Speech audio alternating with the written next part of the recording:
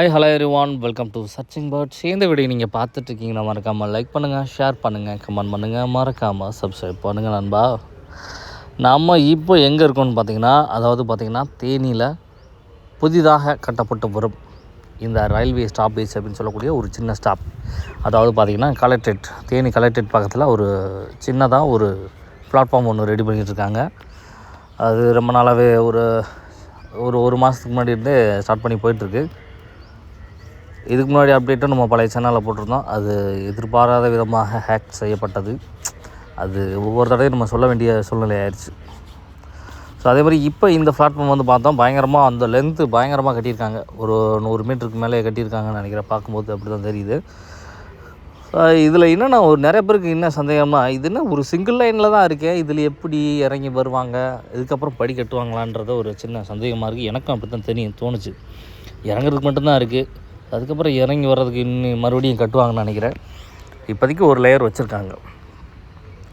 பொதுவாகவே இந்தியாவில் இருக்கக்கூடிய ரயில்வே பிளாட்ஃபார்ம் அப்படின்னு பார்த்திங்கன்னா சராசரியாக அப்படின்னு பார்த்திங்கன்னா 650 மீட்டர் தான் சொல்கிறாங்க.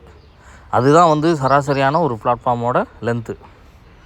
ஆனால் ஒரு சிலது 750 மீட்டராகவும் இருக்கலாம். இப்போ அதிகபட்சமாக அப்படின்னு பார்த்திங்கன்னா இந்தியாவிலே பார்த்திங்கன்னா 1500 மீட்டர், கிட்டத்தட்ட 1.5 கிலோமீட்டருக்கு ஒரு பிளாட்ஃபார்ம்லாம் இருக்குது. அந்த அளவுக்குலாம் இருக்குது. இது வந்து சராசரியாக 650 மீட்டர் இது கிடையாது. இது வந்து சும்மா ஒரு ஸ்டாப்பேஜ்.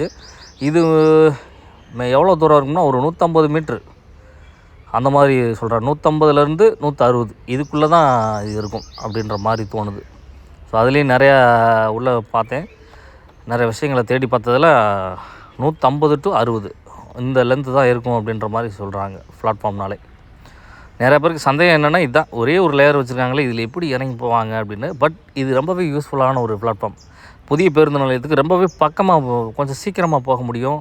நிறையா பேர் யூஸ் பண்ணுவாங்க. இப்போ தேனி ரயில் நிலையத்துக்கு இங்கே வரைக்கும் போகணுமா அப்படின்னு யோசிக்கிறாங்க. பட் இது வந்து ரொம்ப சிம்பிள், நடந்தே போயிடலாம். அந்த அளவுக்கு ஒரு பக்கமாக இருக்குது. அதேமாதிரி பார்த்திங்கன்னா எத்தாப்லேயே நம்ம ஐடிஐக்கு ஆப்போசிட்டில் தான் இருக்குது.